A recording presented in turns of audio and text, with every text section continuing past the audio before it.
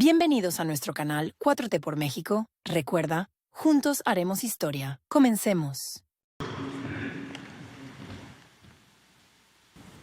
Muchas gracias, presidente. Bueno, el día de hoy queremos presentar información relevante alrededor de la reforma al Poder Judicial. Como sabemos, ha habido mucha manipulación alrededor de esta reforma, muchas mentiras, y muestra de ello son algunos de los casos que vamos a presentar aquí, que tienen que ver con cuáles son las razones que han llevado a la presentación de esta reforma constitucional presentada por el presidente el 5 de febrero. Una de las principales mentiras o manipulaciones que se ha dicho es que hay un interés por parte del Ejecutivo de controlar el Poder Judicial, en específico la Suprema Corte de Justicia de la Nación, lo cual es totalmente falso. Si ese fuese la intención, estaría sencillo, no haríamos ninguna reforma. ¿Por qué lo decimos? Vamos a ver cómo hoy en día se eligen a los ministros y a las ministras de la Corte, hoy sin reforma. ¿Qué dice la Constitución? El presidente, en este caso la presidenta electa, tiene la posibilidad de presentarle una terna al Senado de la República. Así se eligen hoy a los ministros y a las ministras. El presidente presenta una terna. Estas tres personas las elige libremente la presidenta, simplemente con que sean abogados, tengan más de 35 años y tengan 10 años de experiencia. No es que tengan que tener una carrera judicial. Con esos tres requisitos, el presidente presenta una terna al Senado de la República. El Senado de la República, de esta terna, elige a uno por 2/3 partes y también lo puede rechazar. Supongamos que lo rechaza. Si lo rechaza, nuevamente el presidente puede presentar otra terna. Y si es rechazada nuevamente, entonces el presidente o la presidenta designa directamente quién será el próximo ministro o ministra de la Corte. Es decir, el presidente realmente tiene la posibilidad de designar de manera directa y en caso de rechazo o si se tienen las 2/3 partes del Senado, como es el caso, pues entonces se podría conformar una mayoría. Adelante. Aquí podemos ver cómo, en el caso de la presidenta electa, podría designar sin reforma a 4 ministros. El primero es Luis María Aguilar, que concluye su periodo en diciembre de 2024. Ahí la presidenta ya podría designar al primer ministro.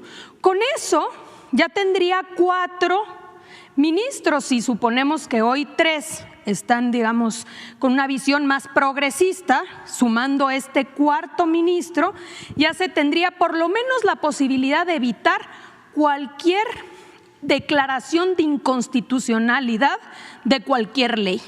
Pero vamos más allá. En febrero del 26 sale Jorge Mario Pardo Rebolledo, se podría designar a otro ministro. Alfredo Gutiérrez Ortiz Mena sale en noviembre del 27 y Alberto Pérez Dayán sale en noviembre del 27. Esto quiere decir que a mitad del siguiente sexenio, la presidenta tendría ya o podría tener la mayoría de los ministros de la Corte, 7 de 11. Si la intención fuese esa, pues simplemente no se haría ninguna reforma y se quedarían las cosas como están. Pero no es el caso. La reforma lo que está planteando es que sea la ciudadanía la que participe, el pueblo de México, a través de un proceso democrático, que pueda acudir a las urnas y pueda votar por quién considera son los mejores perfiles para ser ministros de la Corte, magistrados y jueces en su caso. Adelante.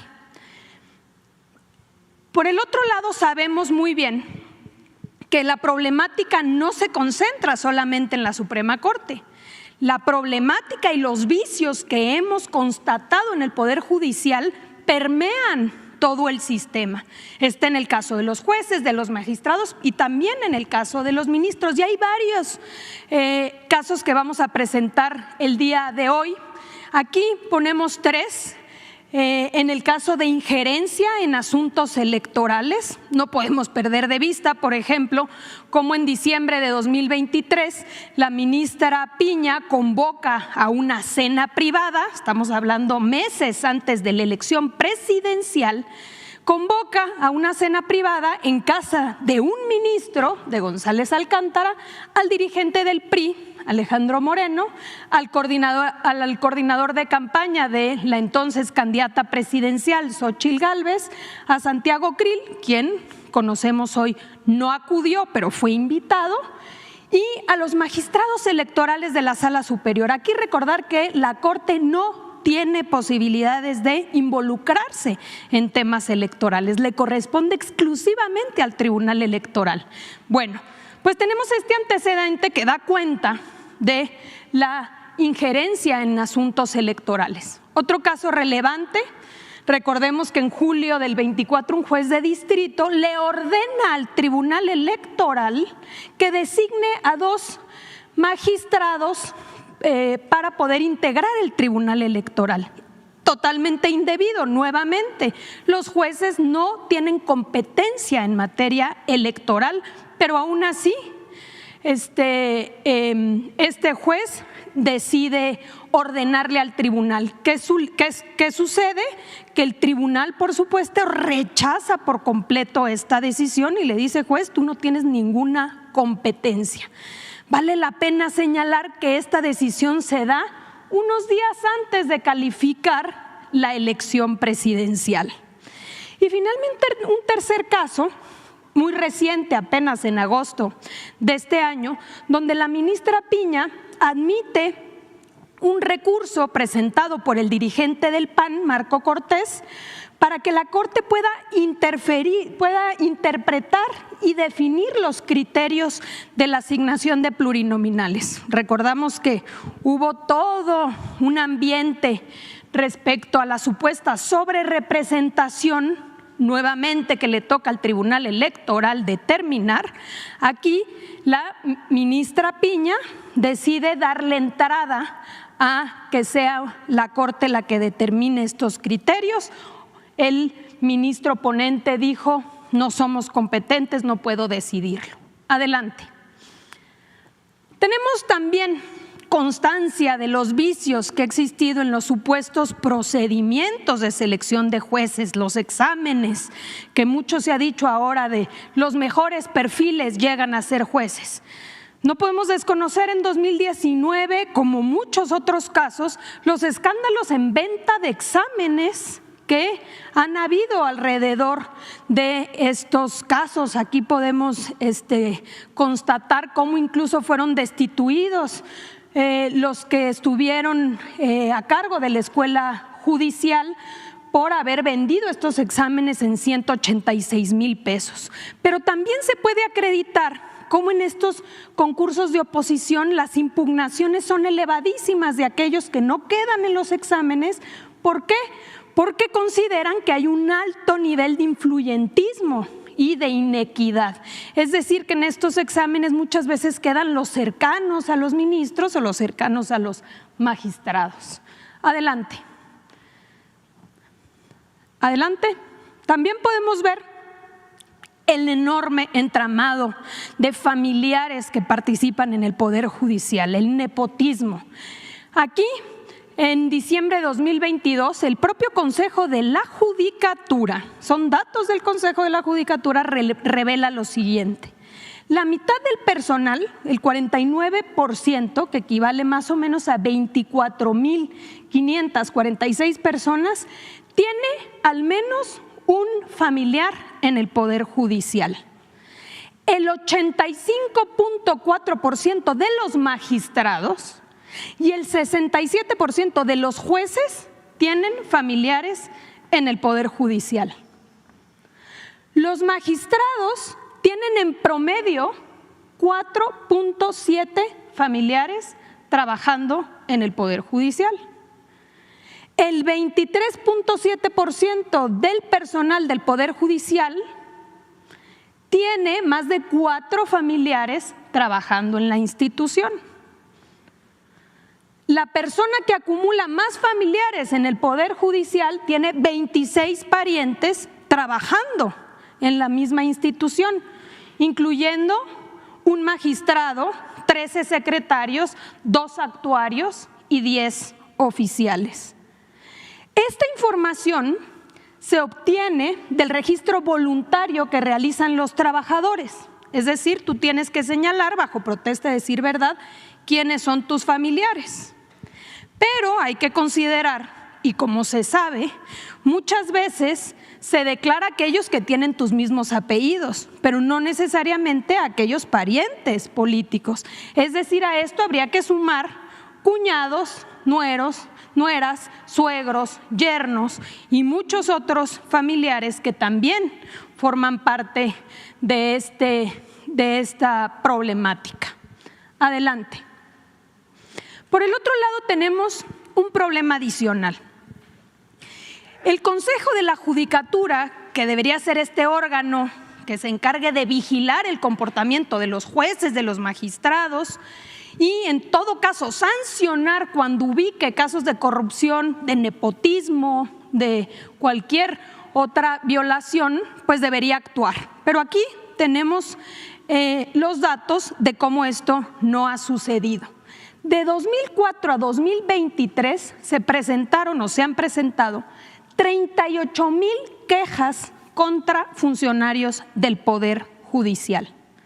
De estas quejas se han desechado el 86% sin ni siquiera iniciar una investigación. Ya no digamos que concluyeron, no se investigó en el 86% de los casos. De las quejas que sí se investigaron, el Consejo de la Judicatura apenas sancionó a 472 jueces y magistrados en todo este periodo. ¿Qué quiere decir?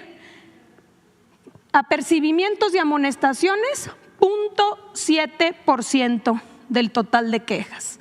Suspensiones, 0.27% del total de quejas. Destituciones, 0.11%.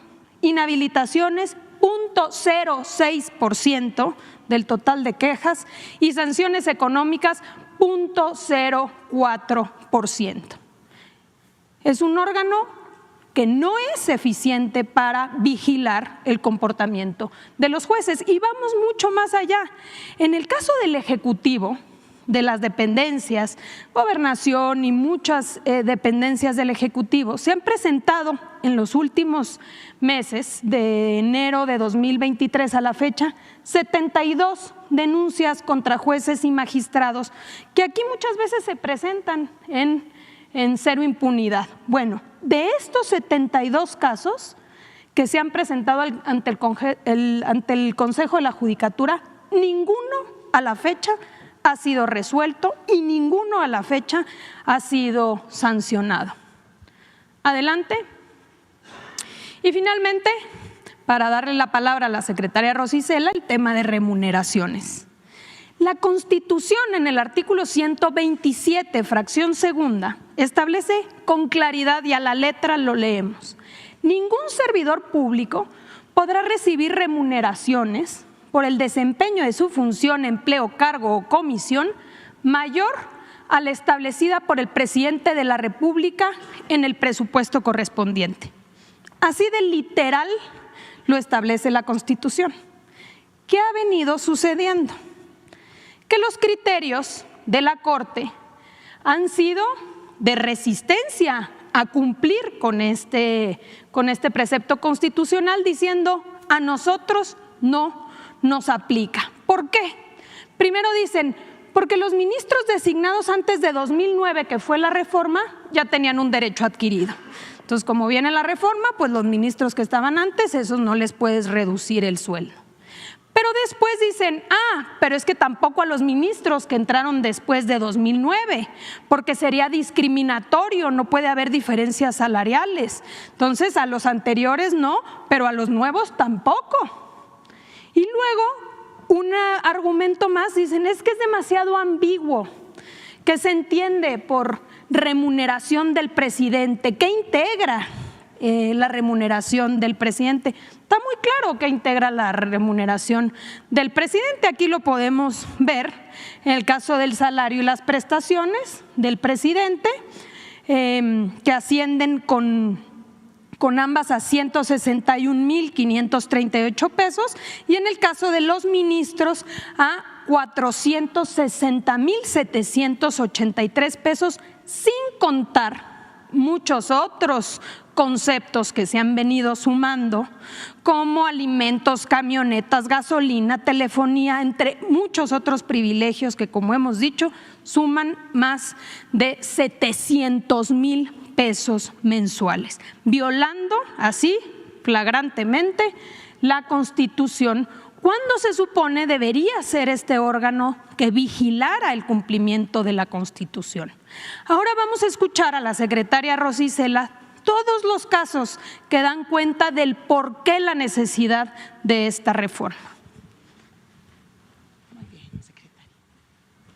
Si te ha gustado el video, no olvides darle like, suscribirte, compartir y activar la campanita para no perderte ninguna de nuestros próximos videos. Tu apoyo es muy importante para mí. ¡Viva México! ¡Viva AMLO! ¡Viva la dignidad!